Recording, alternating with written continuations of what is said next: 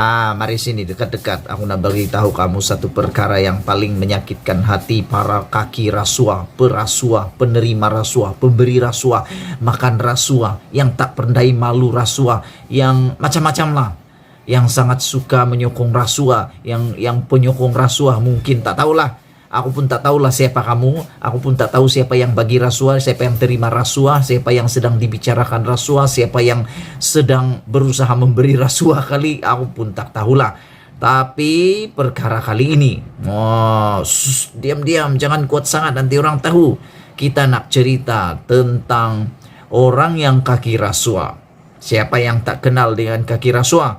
Siapa yang tak kenal apa itu rasuah?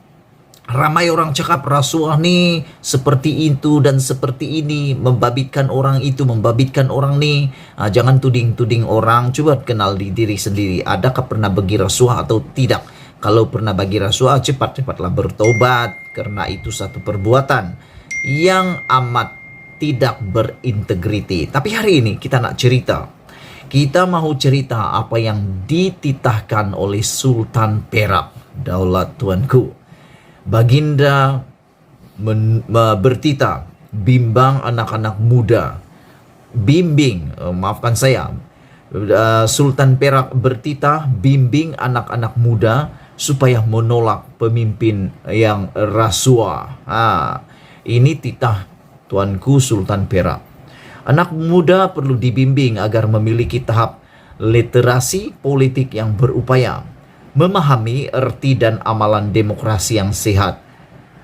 Sultan Perak bertitah, bimbingan itu penting untuk mereka membina, memahami sistem kerajaan, sistem pentadbiran, proses pembentukan kerajaan, dan elemen-elemen yang wajib dimiliki oleh seorang pemimpin titah Baginda. Anak muda perlu dibimbing untuk memiliki jati diri dan nilai-nilai moral yang betul, berpaksikan undang-undang, menolak rasuah dan sogokan, memiliki kematangan menilai antara yang makruf dengan yang mungkar, arif membezakan antara fakta dengan fitnah, bijaksana mengenali antara permata dan kaca titah Baginda. Saya suka dengan perumpamaan ini, antara permata dan kaca. Kadang-kadang ada manusia nih, dia tak dapat bezakan antara permata dengan kaca. Dua-duanya seperti cantik, bersinar-sinar. Tapi yang satu boleh melukakan dan tidak berharga, tidak bernilai, tidak berguna. Hanya boleh jadi recycle saja, barang recycle. Tapi untuk permata, ianya amat berharga, amat keras, bernilai tinggi. Jadi anak-anak muda hari ini perlu dibimbing untuk mengenali siapa permata, siapa yang kaca. Tapi masalahnya sekarang nih, ada pemimpin-pemimpin yang sudah kelihatan seperti kaca, tapi tetap disanjung tinggi. Baginda bertitah demikian selepas berkenan melancarkan buku Pilihan Raya Demokrasi Malaysia tulisan bekas pengerusi Suruhanjaya Pilihan Raya Malaysia, Tan Sri Abdul Rashid Abdul Rahman, dan penganalisis politik Dr. G. Mani Maran di Hotel Majestic di sini pada Isnin. Menurut Baginda Sultan, anak muda perlu diberikan cukup pendedahan dan pengetahuan mengenai elemen-elemen kenegaraan dan tata negara. Untuk itu, pembentukan syahsia dan jati diri perlu dipupuk dan dijadikan komponen dalam kandungan pendidikan negara titah Baginda. Sultan Nazrin bertitah, Tarik 16 Julai 2019 merupakan detik penting dalam sejarah politik negara. Seramai 32 ahli Dewan Rakyat membahaskan rang undang-undang menurunkan had usia layak mengundi daripada 21 tahun kepada 18 tahun. Ini isu yang paling hot yang kita akan ulas sebentar sahaja lagi. Ahli-ahli Dewan Rakyat baik dari parti pemerintah maupun ahli pembangkang telah mencapai kata sepakat meluluskan RUU tersebut. Parlimen di Malaysia di peringkat Dewan Rakyat dan Dewan Negara sebulat suara bersetuju menurunkan umur layak mengundi. Baginda bertitah susulan pindaan tersebut. Lebih 7 juta orang dijangka terdaftar secara otomatik sebagai pengundi baharu dalam pilihan raya umum PRU 15 akan datang. Ini satu nilai, ini satu angka yang amat besar. lebih 7 juta orang dijangka didaftarkan secara otomatis, mereka yang berusia 18 tahun dan ke atas. Jadi ini satu berita yang perlu ditanggapi dengan baik, sebaik-baiknya oleh semua parti politik, ahli politik, pemimpin politik. Karena anak-anak muda pada hari ini adalah seperti, kalau kamu pernah dengar pepatah, mereka tuh di dunia politik, mereka seperti kain putih yang perlu dicorakkan oleh negara, oleh pemimpin negara. Kalau kali pertama mereka mengundi nanti sudah dicorakkan dengan warna bersilang-silang, biru, merah, kuning, hitam, hijau, putih, dan sebagainya. Begitulah juga hasil kepada masa depan negara kita. Bak kata seorang bijak pandai, masa depan Malaysia, masa depan kita bukan bermula esok, tapi masa depan adalah hari ini. Jadi kalau nanti pilihan raya, anak-anak muda yang 18 tahun ini sudah didedahkan dengan perbuatan-perbuatan yang tidak berintegriti ketika mereka mengundi.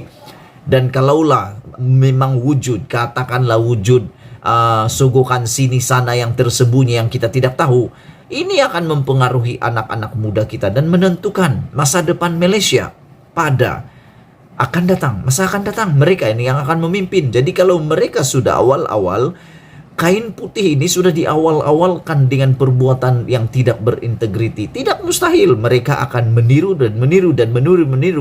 sampai bila-bila kita akan meniru. Kita akan ada pemimpin yang meniru perbuatan yang tidak berintegriti. Ini meningkatkan bilangan pengundi lebih 50% daripada bilangan pengundi berdaftar semasa PRU dahulu.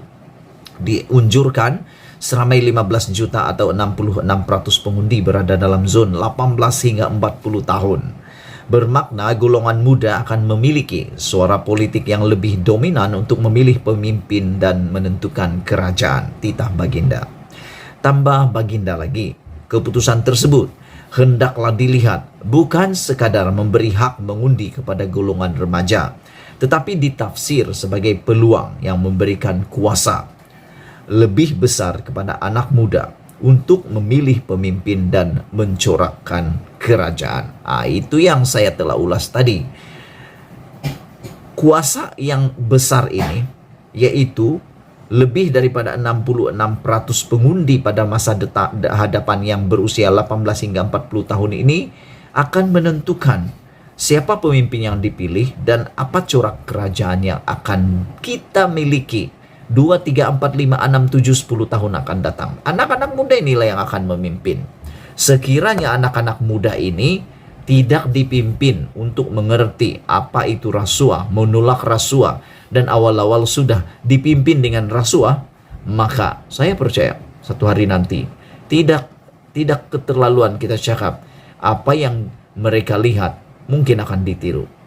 Jadi bagi mereka yang benci rasuah seperti saya benci rasuah, marilah kita sama-sama membimbing anak-anak muda seperti yang dititahkan oleh Baginda Sultan Perak ini. Bimbing anak-anak muda supaya menolak rasuah, karena kita mau negara Malaysia yang bebas rasuah, yang betul-betul membenci rasuah. Itu saja untuk kali ini. Jangan kuat-kuat cakap, ulasan Anda jangan malu-malu. Sila tinggalkan komen Anda untuk isu pada kali ini. Bagi yang mereka yang benci rasuah, tulislah sebanyak mungkin komen Anda bahwa Anda memang benci dengan rasuah. Bagi yang tidak benci rasuah, nanti dia akan cakap lah tuh dia benci dengan ulasan kali ini. Tapi tak apalah, yang kita tahu kita mau bimbing anak-anak muda dia menjadi benar-benar berintegriti dan membenci rasuah. Kita jumpa lagi. Bye-bye.